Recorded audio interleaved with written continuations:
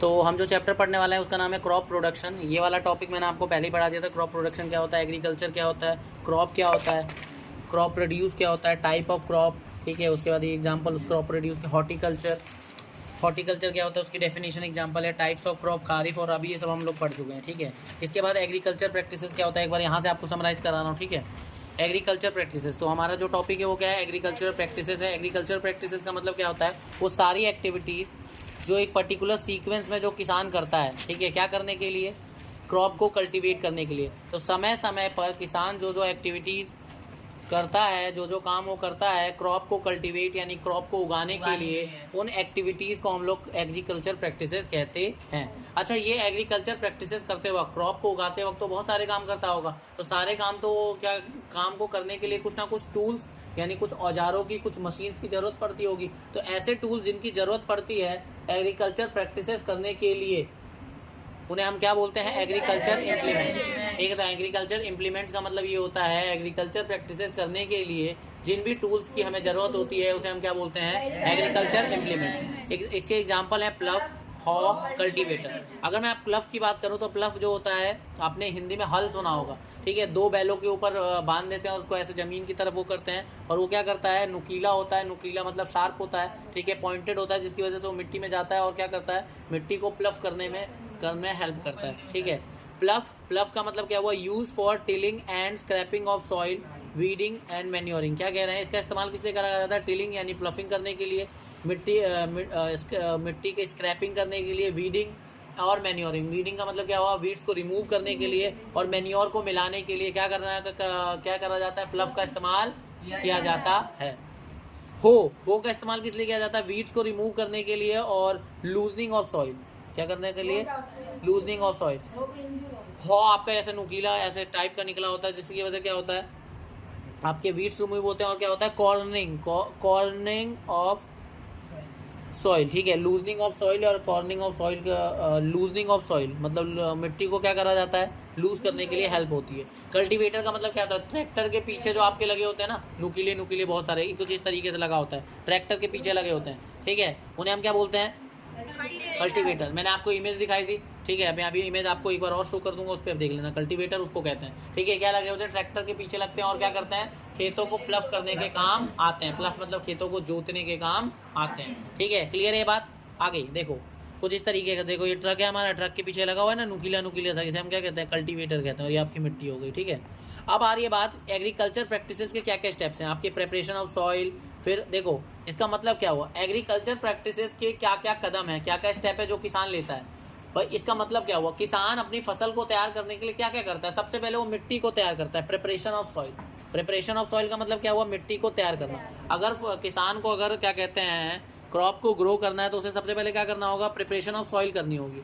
दूसरा वो क्या काम करता है, selection and sowing of seed, मतलब वो बीजों को चुनता है, बीजों को चुनता है और उन्हें बोता है। सोइंग का मतलब बोना।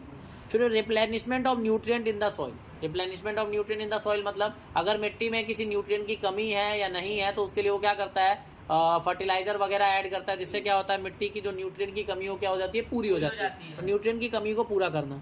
इसके अलावा इरिगेशन कराना यानी सिंचाई, मतलब पानी देना समय समय पर, किसको, फसलों को। आप क्या करोगे, जो आपका खेत होगा उसमें आप क्या करोगे, पानी डालोगे समय समय पर, जो भी फसल है उसके हिसाब से। जैसे चावल होता है तो उसको ज़्यादा पानी चाहिए होता है तो आप उसे ज़्यादा पानी दोगे, जो वीट होता है उसे कम पानी चाहिए होता है तो उसे कम पानी दोगे, जो भी फसल है उसके हिसाब से, लेकिन आपको पानी सबको देना होगा। तो पौधों को पानी देना समय समय पर, उसे हम क्या बोलते हैं, इरिगेशन, हिंदी में से सिंचाई बोला जाता है।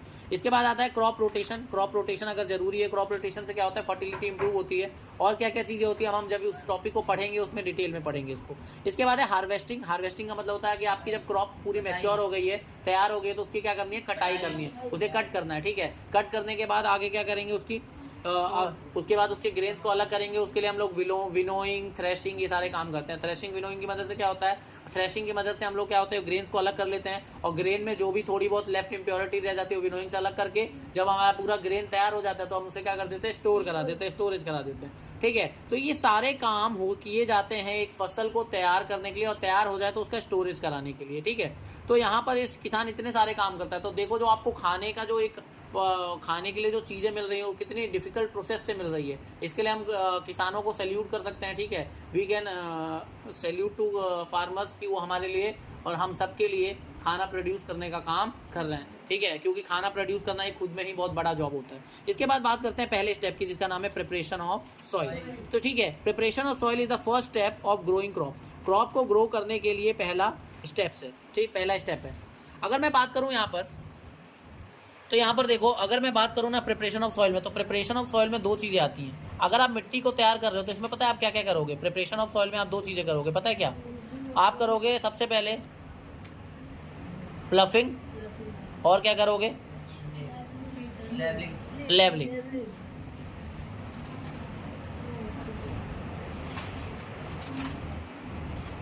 ठीक है, क्या करोगे? लेवलिंग करोगे। अब प्लफिंग के अंदर पता है आपकी ये दो चीज़ें आती हैं, लूजनिंग और टर्निंग, ठीक है। तो ये स्टेप्स किस किस के हैं आपके? Steps of preparation of soil. तो प्रिपरेशन ऑफ सॉइल के क्या क्या स्टेप्स हैं आप बताओ? प्लफिंग और लेवलिंग। प्लफिंग के अंदर क्या क्या चीज़ें आ जाती हैं? Loosening of soil, turning of soil, ठीक है। अब हम समझते हैं दोनों को ध्यान से। तो देखो, फसल को अगर तैयार करना है तो पहले हमें मिट्टी तैयार करनी होगी। मिट्टी तैयार करने में दो बातें आती हैं। सबसे पहले तो आप मिट्टी की प्लफिंग कराओगे, मतलब उसे प्लफ कराओगे, जो आपका खेत है उसकी प्लफिंग कराओगे। दूसरा, जब वो प्लफिंग हो चुका है तो उसकी टर्निंग सॉरी उसकी लेवलिंग कराओगे, उसे बराबर कराओगे। क्या मतलब होता है इसका, मैं आपको एक एक करके समझाता हूँ। देखो, सबसे पहले प्लफिंग है। प्लफिंग की अगर मैं बात करूं तो process of loosening and turning of soil is known as, ये सीए का मतलब है इज कॉल्ड एज या नोन एज, ठीक है। प्लफिंग और टिलिंग मतलब क्या हुआ? मिट्टी को लूज कराना, मिट्टी को ढीला कराना। जब कोई नुकीली चीज जैसे हल है या कल्टीवेटर है, जब वो मिट्टी यानी खेत की मिट्टी के अंदर जाएगा तो अंदर घुसेगा। जब वो अंदर घुसेगा तो क्या करेगा? मिट्टी को ऐसे क्या करेगा? मिट्टी को लूज करेगा, ढीला करेगा, और ढीला करने के साथ एक काम और करेगा, पता है क्या करेगा? जो नीचे की मिट्टी है उसको ऊपर कर देगा और जो ऊपर वाली मिट्टी वो नीचे आ जाएगी। तो देखो, दो चीजें हुई, एक तो मिट्टी लूज हुई और दूसरा वो टर्न हुई। टर्न का मतलब नीचे वाली मिट्टी ऊपर आ गई, नीचे वाली मिट्टी क्या हो गई? ऊपर आ गई, ठीक है। तो वो प्रोसेस जिसमें आप मिट्टी को लूज करते हो और टर्न करते हो, टर्न का मतलब मिट्टी ढीली हुई और जो नीचे वाली मिट्टी है ऊपर आ गई, ऊपर वाली नीचे चली गई। तो ये दोनों अगर मिक्स हो जाए, दोनों चीज हो रही है, तो उसी को हम लोग प्लफिंग कहते हैं। तो प्लफिंग का सिंपल मतलब है वो प्रोसेस जिसमें आप मिट्टी की लूजनिंग और टर्निंग कराते हैं, उसे हम प्लफिंग, नहीं तो एक और नाम से जानते हैं टिलिंग, ठीक है। ओके, आगे done with the ploughing is done with the ploughing is done with the help of प्लफ। Ploughing को किसकी मदद से किया जाता है? प्लफ की मदद से करा जाता है, which is attach to a pair of bull और बाय अ ट्रैक्टर। क्या मतलब हुआ? देखो, प्लफिंग को हम किसकी मदद से करते हैं? प्लफ की मदद से। प्लफ मतलब हल होता है, ठीक है। ये जो हल है या तो बैलों के साथ लगा रहेगा, बैलों पे, या ट्रैक्टर के पीछे लगा रहेगा, ठीक है। जिसके पास जिस फार्मर का जैसा बजट है उसके हिसाब से वो चीज़ें इस्तेमाल कर सकता है प्लफिंग कराने के लिए। तो मिट्टी को तैयार करने के लिए पहले प्लफिंग करेंगे। प्लफिंग का मतलब क्या है? Loosening and turning of soil. मिट्टी को ढीला करना, उसको टर्न कराना, ये हमारा प्लफिंग कहलाता है। और ये किसकी मदद से किया जाता है? प्लफ की मदद से। अगर बैलों के पीछे लगा देते हैं, या फिर कल्टीवेटर की मदद से, जो कि किसके पीछे लगा होता है? ट्रैक्टर के पीछे लगा होता है। तो देखो, ये समझ आया प्लफिंग क्या होता है। अगर प्लफिंग आपको समझ आ गया तो प्लफिंग में लूजनिंग और टर्निंग था। तो देखो, लूजनिंग करना क्यों जरूरी है? प्लफिंग तो आ गई बात। प्लफिंग के बाद हम लोग ये समझेंगे कि प्लफिंग में जो लूजनिंग है वो करना क्यों जरूरी है, क्या कारण है लूजनिंग करने का, ठीक है। तो देखो, लूज सॉइल पार्टिकल, पहला क्या है कि आपके सॉइल के जो कण हैं, यानी जो उसके पार्टिकल्स हैं, वो ढीले हो जाते हैं। जो पहले वो सख्त थे, पास थे, एकदम चिपके हुए थे, वो क्या हो जाते हैं? अब ढीले हो जाते हैं। पहला फायदा तो ये होता है लूजनिंग करने का, प्लफिंग करने का। More air space so that it help the roots of the crop plant to breathe better. कह रहा है कि जब पार्टिकल ढीले हो जाएंगे तो उसके बीच में जगह ज्यादा हो जाएगी, जगह ज्यादा होगी तो उसके अंदर हवा आ जाएगी, हवा ज्यादा रहेगी, और हवा ज्यादा रहेगी तो आसानी से सांस ले पाएंगे कौन? जो क्रॉप्स है, उनकी जो रूट्स हैं, क्रॉप की जो रूट है वो सांस अच्छे से ले पाएगी। आगे, help plant roots to penetrate deeply to fix plant more firmly. अच्छा देखो, और क्या फायदा होगा अगर वो ढीली हो जाएगी तो जो रूट है, किसकी रूट? जो क्रॉप की जो क्रॉप प्लांट्स हैं आपके, उसकी जो रूट है वो आसानी से पेनिट्रेट, मतलब अंदर से गहरा, मतलब आसानी से गहराई में जा सकती है, ठीक है। क्योंकि वो ढीली है तो आराम से उसकी जड़ें अंदर जा सकती है और क्या कर सकती हैं? और अच्छे से अपनी पकड़ बना सकती हैं। जब रूट गहराई में जाएंगी अंदर तक जाएंगी तो उसकी जो पकड़ है वो क्या होगी, प्लांट की ज़्यादा मजबूत होगी। और ये किसकी वजह से हो रहा है, मिट्टी को जब आप लूज कर रहे हो। इसके बाद mix the manure and fertiliser easily. अच्छा, लूजनिंग की वजह से ही क्या होता है कि आपके जो मैन्योर और जो फर्टिलाइजर है वो आसानी से मिक्स हो जाते हैं। इसके बाद loose soil particles hold water for long duration. जो आपके लूज सॉइल पार्टिकल है वो क्या करते हैं, पानी को लंबे समय तक होल्ड करके रखते हैं, ठीक है, जिसकी वजह से दिस हेल्प टू एब्जॉर्ब, इसकी वजह से वो ज़्यादा पानी सोख सकते हैं। भाई देखो मिट्टी लूज है तो पानी ज़्यादा आएगा, पानी ज़्यादा आएगा तो ज़्यादा पानी सोख सकता है। तो मिट्टी को लूज करने से फ़ायदा क्या होगा कि ज़्यादा पानी उसमें एब्जॉर्ब किया जा सकता है। आगे, to remove weeds from the field. और एक और फायदा, जब आप ना लूजनिंग करते हो तो जो वीड्स होते हैं ना खेतों के अंदर, उसको भी रिमूव करा जा सकता है। तो वीड्स जो होते हैं, वीड्स क्या होते हैं, unwanted plants in the field, ऐसे पौधे जो अनवांटेडली आ गए, जिसकी जरूरत नहीं है, उन पौधों की। हमें तो फसल बोना था लेकिन बीच में कुछ पौधे उग जाते हैं, अनवांटेड अनडिजायरेबल प्लांट्स कहते हैं, तो उनको रिमूव करते हैं हम लोग खेतों की मदद से। कौन, लूजनिंग की वजह से ऐसा होता है।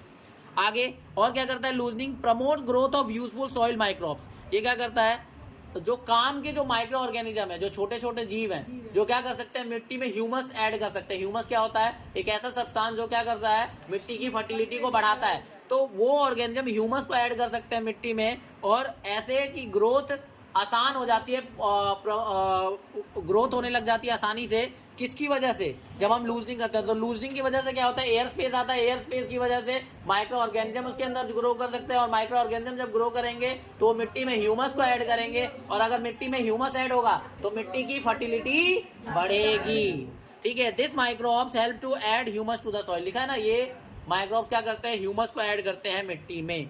While turning the soil during ploughing, nutrient-rich soil is brought up from the lower of the soil, so plants can use their nutrients, ठीक है, use these nutrients। मतलब क्या हुआ कि क्या होता है, जब आप टर्निंग कराते हो, जब आप मिट्टी को प्लव करते हो तो उस दौरान टर्निंग होता है, तो नीचे की मिट्टी ऊपर आती है, ऊपर की नीचे जाती है, तो उससे क्या होता है, जो नीचे जो न्यूट्रिएंट होते हैं वो ऊपर आ जाते हैं, जिसकी वजह से जो प्लांट्स है वो आसानी से वो न्यूट्रिएंट को इस्तेमाल कर सकते हैं। समझ आई बात। तो ये सारे फायदे हैं आपके लूजनिंग करने के। लूजनिंग करना मतलब प्लफिंग करना, क्योंकि प्लफिंग के अंदर ही तो लूजनिंग और टर्निंग आती है। तो लूजनिंग और टर्निंग यानी कि प्लफिंग करने के ये फायदे हैं, ठीक है। क्यों जरूरी है, क्या फायदे हैं प्लफिंग करने के, लूजनिंग करने के, टर्निंग करने के। अगर क्वेश्चन पूछता है तो आपको ये पॉइंट्स लिखने हैं, काफ़ी सारे पॉइंट्स हैं, जैसे मार्क्स आए उसके अकॉर्डिंग आप ये पॉइंट्स ऐड कर सकते हो, अपने मार्क्स लिख सकते हो। तो देखो प्रिपरेशन ऑफ सॉइल में अगर मैं बात करूं, हमने प्लफिंग तो कर ली भाई, प्लफिंग करने के बाद क्या होता है, मिट्टी थोड़ी इधर उठ जाती है और थोड़ी इधर उठ जाती है, बीच में थोड़ा गड्ढा सा बन जाता है। तो ये ऐसा हो जाता है, तो खेत देखा जाए ना तो पता क्या होता है, एक तरफ उठा रहता है, दूसरी तरफ उठा रहता है, ऐसी बहुत सारी लाइनें बन जाती है। और क्या होता है, इसकी वजह से क्या हो सकता है कि आपकी खेत है वो बराबर नहीं, अनइवन हो गया। तो अब हमें क्या करना पड़ेगा, खेतों को बराबर करना पड़ेगा। क्या करना पड़ेगा, बराबर करना पड़ेगा। और खेत को बराबर करना क्या कहते हैं, फील्ड को लेवल करना ही क्या कहलाता है, लेवलिंग, ठीक है। तो प्लफिंग करने के बाद, after ploughing the ploughed land is levelled and press lightly with the help of wooden plank और आयरन लेवलर। क्या करा जाता है, प्लफिंग करने के बाद, खेत की जुताई करने के बाद हम लोग क्या करते हैं, प्लव्ड लैंड मतलब जो लैंड आपने प्लव कर दी है, ठीक है, उसमें को क्या करा जाता है, बराबर करा जाता है। किसकी मदद से, लक्कड़, वुडन प्लैंक मतलब लक्कड़ का जो टुकड़ा कह लो, बड़ा सा जो लक्कड़ का टुकड़ा होता है, वुडन प्लैंक समझते हो ना, लक्कड़ का टुकड़ा समझ लो बड़ा सा, या फिर आयरन का लेवलर, तो आयरन का जो लेवलर होता है उसका इस्तेमाल किया जाता है। क्या करने के लिए, मिट्टी को लेवल करने के लिए, बराबर करने के लिए, ठीक है। क्लियर बात। मैंने आपको लोगों को इसकी इमेज भी दिखाई थी, ठीक है, आया था ना कैसे लेवल हो रहा है, इमेज मतलब हमें कुछ छोटी सी वीडियो दिखाई थी, ठीक है। अच्छा, ये जो लेवलर है ये कौन चला सकता है, कौन इसको ड्राइव करेगा, तो जानवर से करेंगे या फिर ट्रैक्टर करेगा, ठीक है। तो leveller can be driven by animal और बाय ट्रैक्टर। तो हम कह रहे हैं कि लेवलिंग करना क्यों जरूरी है, प्लफिंग क्यों करना जरूरी था, लूजिंग करना क्यों जरूरी था, मैंने आपको बता दिया। लेवलिंग करना क्यों जरूरी है, to crush the big pieces of soil. अगर मान लो मिट्टी के कुछ बड़े बड़े टुकड़े रह गए, जिसे हम क्रैम्स कहते हैं, वो टूट जाए, ठीक है, वो मिट्टी बन जाए, इसीलिए करना जरूरी है। दूसरा, टू प्रिवेंट सॉइल इरोजन। अच्छा, और क्यों जरूरी है, ताकि मिट्टी जो है वो बहे ना, मिट्टी बचा रहे, सॉइल इरोजन, ठीक है। सॉइल इरोजन या तो पानी से हो सकता है या फिर हवा से हो सकता है, तो ये ना हो इसके लिए इसको लेवल करना जरूरी है। क्योंकि अगर आपकी मिट्टी है तो साइड में उठी रहेगी तो हवा की मदद से वो बह सकती है या पानी के साथ वो बह सकती है, तो इसलिए हमें क्या करना जरूरी है, उसको लेवल करना। तो दूसरा पॉइंट ये है, ठीक है। Unlevelled soil is not blown by drain और बाय द वाटर। ये जो क्या लगेगा, अनवेल्ड नहीं है, अनलेवल्ड है। अनलेवल्ड का मतलब क्या हुआ, ऐसी मिट्टी जो लेवल्ड सॉइल, मतलब लेवल्ड सॉइल, अनलेवल्ड नहीं, लेवल्ड सॉइल है। लेवल्ड जो सॉइल है वो नॉट ब्लोन बाय विंड, मतलब क्या हुआ, जो लेवल सॉइल होती है, मतलब जो मिट्टी बराबर रहती है, वो क्या होता है, हवा और पानी की मदद से क्या होती है, ऊपर बहती, मतलब जो हवा मतलब हवा के साथ वो बहती नहीं है और पानी के साथ नहीं बहती है, ठीक है। इसलिए फ़ायदा होता है क्या करने का, लेवलिंग करने का। आगे help in uniform distribution of water, moisture and manure. क्या इसकी वजह, देखो अगर मिट्टी बराबर नहीं होती है, प्लफिंग करके आप छोड़ देते हो, तो जब मिट्टी पानी डालते ना, तो जो ऊपर उठा हुआ एरिया है, उठा हुआ हिस्सा है जो, उस पर पानी नहीं जा पाता। तो इसके लिए अगर जब आप लेवलिंग कर देते हो, तो पानी क्या हो सकता है, हर तरफ बराबर तरीके से फैल जाएगा, ठीक है, हर तरफ बराबर तरीके से डिस्ट्रीब्यूट हो जाएगा, और जो मैन्योर वगैरह डालोगे वो भी अच्छे से डिस्ट्रीब्यूट हो जाएगा, मिक्स हो जाएगा। तो इसीलिए हमें लेवलिंग करना जरूरी है, ठीक है। अब देखो यहाँ पर एक नोट है, इंपॉर्टेंट बात है, manure is added before ploughing. क्या करा जा रहा है, मैन्योर जो है उसे प्लफिंग के पहले ऐड करा जाता है। प्लफिंग करने से पहले आप मैन्योर को मिला लो, और सो दैट इट मिक्स प्रॉपरली, ताकि ये क्या हो जाए, मिट्टी में आसानी से मिक्स हो जाए। इसके बाद फर्टिलाइजर एडेड, जो फर्टिलाइजर है वो क्या होता है, fertiliser is added before growing of seed. और क्या, जो आपका फर्टिलाइजर है उसे कब आप ऐड कर लो, बीज को ग्रो, बोने से पहले, बीज को सोइंग करने से पहले, मतलब उसको बोने से पहले, ठीक है, उसे क्या कर लो, ऐड कर लो। तो मैन्योर कब ऐड करना है, फर्टिलाइजर कब ऐड करना है, समझ आ गई बात। चलो आगे चलते हैं। अब आता है सेकंड स्टेप, ठीक है, हमने फर्स्ट स्टेप पढ़ लिया, प्रिपरेशन ऑफ सॉइल, तो मिट्टी तैयार कर चुका है। अब हम जो क्रॉप उगा रहे हैं, अब उसमें हम का मतलब किसान ने क्या कर लिया, मिट्टी तैयार कर ली है, मतलब उसने प्लफिंग कर ली, प्लफिंग में लूजनिंग और टर्निंग आ गया, वो करने के बाद उसने क्या करा, उसको लेवल भी कर लिया, लेवल बना दिया, मतलब खेत बराबर हो गया। ये करने के बाद सेकंड स्टेप आता है, मोस्ट इंपॉर्टेंट स्टेप है ये है selection and sowing of seed. Selection and sowing of seed का मतलब क्या होता है, मतलब बीज को चुनना और बीज को बोना। देखो प्लांट्स ग्रो फ्रॉम सीड, सबसे इंपॉर्टेंट स्टेप है ये। क्या, कौन सा इंपॉर्टेंट स्टेप है, ये वाला second step. Plants grow from seed, जो प्लांट्स होते हैं वो किससे ग्रो करते हैं, सीड से ग्रो करते हैं। While selecting seeds following precaution should be taken. देखो बीज को चुनते वक्त आपको क्या करना है, कुछ बातों का ध्यान रखना है। कौन सी बातों का, आइए पढ़ते हैं। ओनली क्लीन, कौन सी बात है, पहला बात है, पहली क्या बात है जो ध्यान रखनी है, only clean, healthy and disease free seed should be selected. क्या मतलब है कि आपको कैसा बीज चुनना है, साफ, स्वस्थ और बीमारी जिसे ना हो, बीमारी मुक्त, ठीक है, बीज को चुनना है। क्या करने के लिए, बोने के लिए। बोने के लिए आपको कैसे सीड चुनने हैं, साफ, स्वस्थ और बीमारी मुक्त। तो क्लीन, हेल्दी और डिजीज फ्री सीड चुनना है बोने के लिए, ठीक है। आगे seed should be treated with, इसका मतलब है विद फंगीसाइड्स। जो आपके सीड है आप उसको पता है किससे ट्रीट करोगे, फंगीसाइड से। पता क्यों करोगे, फंगीसाइड से क्यों ट्रीट करोगे, पता है क्यों, क्योंकि मान लो बीजों पे फंगस लग गया तो इन्फेक्शन हो जाएगा, वो खराब हो जाएंगे। फंगस क्या करेगा, बीज को खराब से करेगा। लेकिन अगर आप उसमें फंगीसाइड छिड़क दोगे, फंगीसाइड क्या करता है, जो भी फंगस लगा है उसको क्या कर देता है, उसे मार देता है। तो बीज को फंगीसाइड से छिड़क के ठीक वो कर लो, ताकि फंगस वगैरह लगा हो तो वो क्या हो जाए, हट जाए, और आप बीज को आसानी से बो पाओ और कोई दिक्कत ना हो, आपका प्लांट खराब ना हो, ठीक है। आगे देखो क्या लिखा है, सोइंग का मतलब क्या होता है, सोइंग ऑफ सीड। सिलेक्शन तो हमने कर लिया, क्यों जरूरी है, क्या क्या बातें ध्यान रखनी हमने बता दी। आगे sowing of seed is the process of placing और सोन, प्लेसिंग और सोइन, प्लेसिंग और sown the seeds in the soil. देखो सोइंग ऑफ सीड्स का मतलब क्या है, बीजों को मिट्टी में लगाना, प्लेस करना या सोन करना। सोन का मतलब होता है लगाना, ठीक है। तो सोइंग ऑफ सीड्स का मतलब क्या हुआ, वो प्रोसेस जिससे हम क्या करते हैं, मिट्टी के अंदर बीजों को लगाते हैं, प्लेस करते हैं, बोते हैं।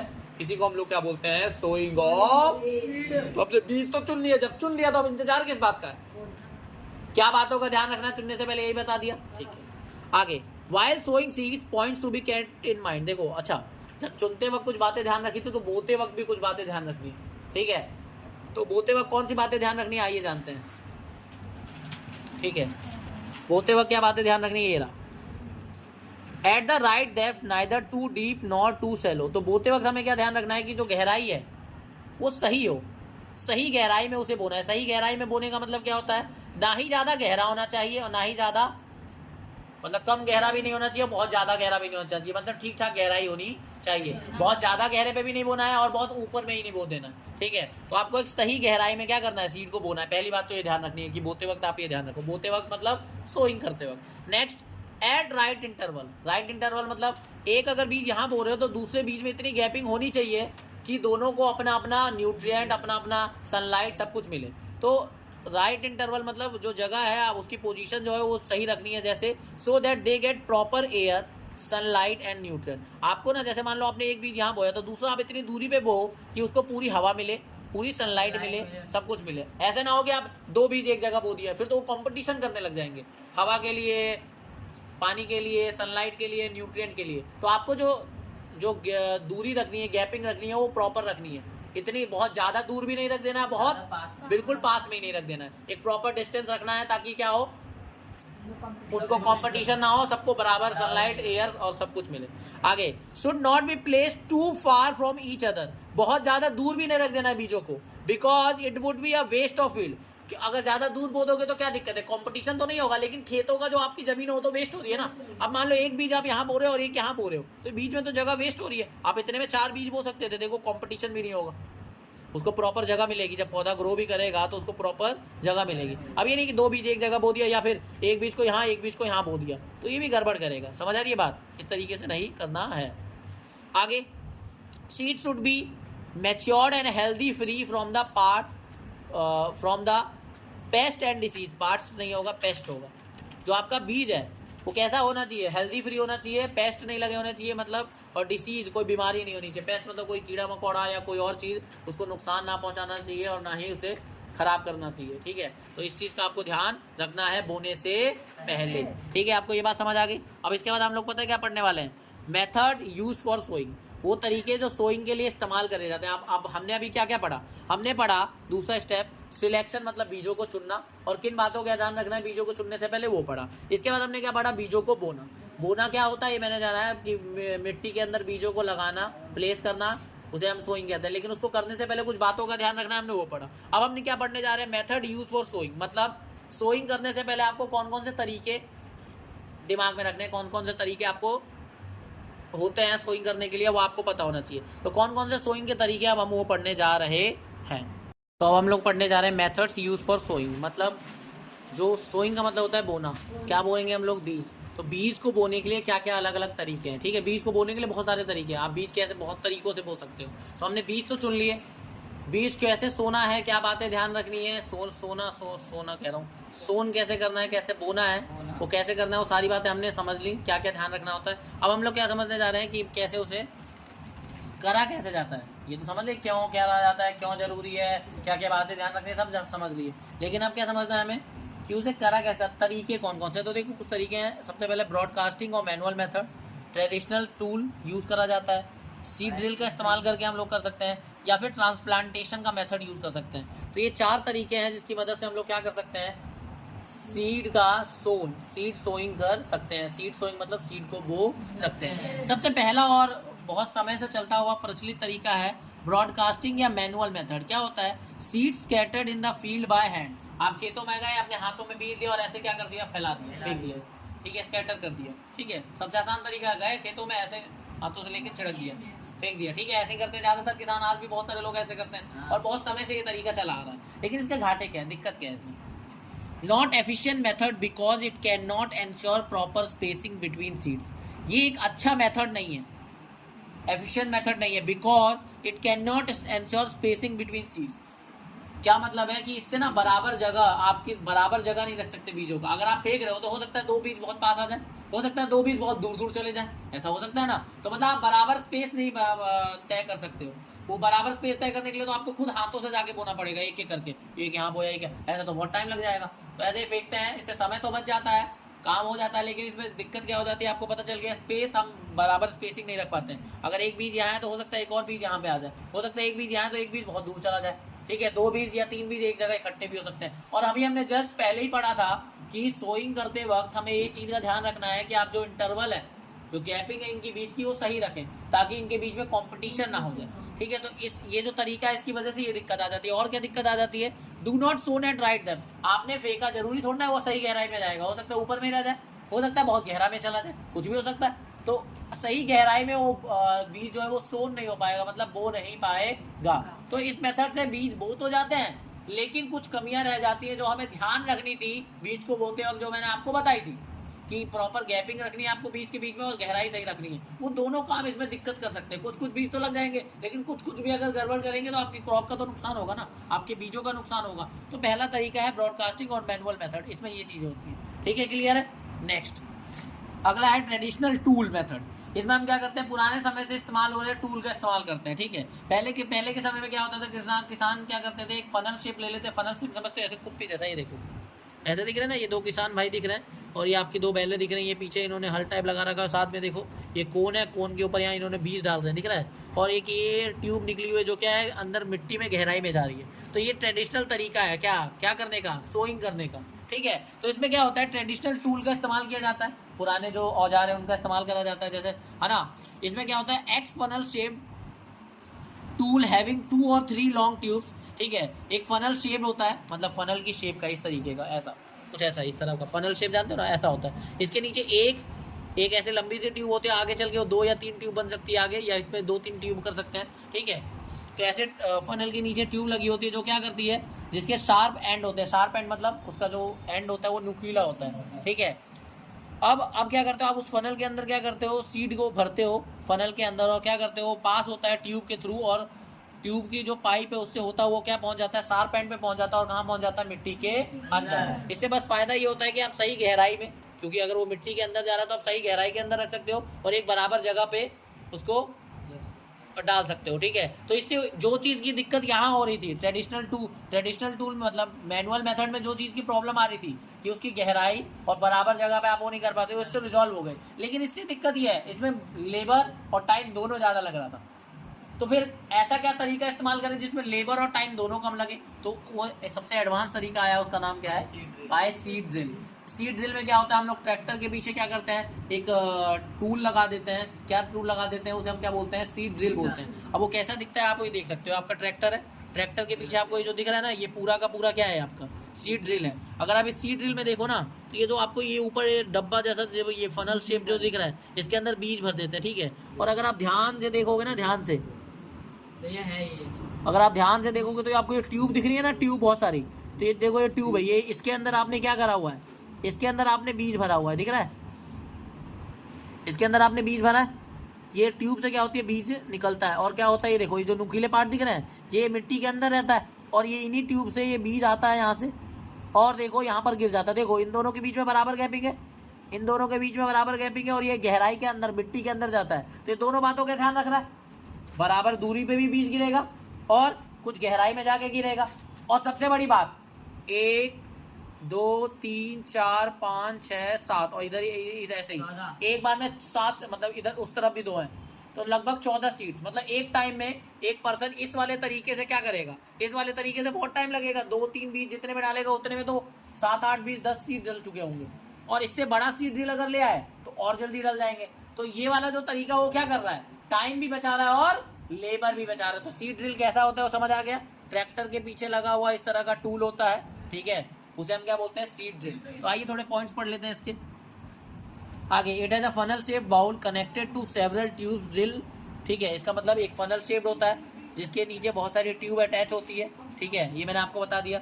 ड्रिल अटैच टू, जो ड्रिल होता है किससे अटैच होता है, ट्रैक्टर से अटैच होता है। किससे अटैच होता है, ट्रैक्टर से अटैच होता है। ठीक है, seeds release through the tubes. अब सीड्स होते हैं इन ट्यूब से, कौन से ट्यूब से, ये जो भी आपको दिख रहा है ना ट्यूब, इनसे क्या होते हैं, ये बाहर निकलते हैं। ठीक है, इसके बाद and get deposited in the soil, और क्या होता है, मिट्टी में आके क्या हो जाते हैं, ये जमा हो जाते हैं। तो इस तरीके से आपका लेबर और टाइम दोनों ही बचता है। तो दिस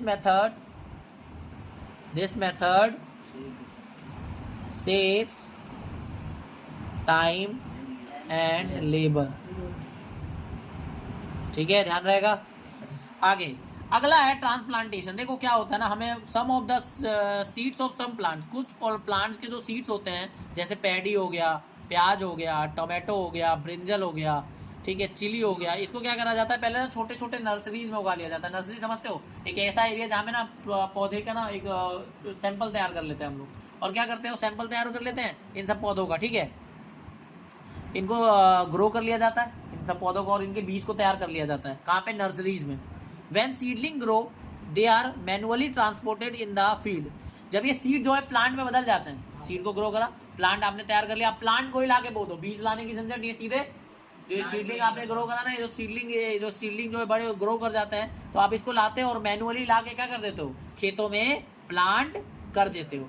तो process of transferring the seedling from nursery, nursery से सीडलिंग को खेतों तक लाना, ठीक है, to field is called transplantation. तो क्या मतलब हुआ, नर्सरी से खेतों में सीडलिंग को, बीजों को लाना, सीडलिंग जो आपने तैयार करी है नर्सरी में उसको खेतों तक लाना, इस प्रोसेस को हम लोग क्या बोलते हैं, ट्रांसप्लांटेशन। हम नर्सरी में पहले ही तैयार कर लेते हैं, उसको ला के डायरेक्ट क्या कर देते हैं, फील्ड में बो देते हैं, ठीक है। इससे हमारा और टाइम बचता है, सीधे बीज लगाओगे, उसको केयर करोगे, उससे अच्छा डायरेक्ट नर्सरी में तैयार कर ला के बो दिया, टाइम आपका सेव होगा, ठीक है, इस तरीके से। तो ये हमारे हो गए methods that are use for sowing. तो सोइंग करने के अलग अलग मेथड कौन से, चारों मेथड बता दिए मैंने आपको। इसके बाद देखो सीड ड्रिल का इस्तेमाल करने का फ़ायदा क्या है, जो आप सीड ड्रिल इस्तेमाल कर रहे हो उसका क्या फ़ायदा है। Sown seed uniformly at appropriate distance with depth. मैं आपको ऑलरेडी बता चुका हूँ ये। देखो जो बीज है वो क्या होते हैं,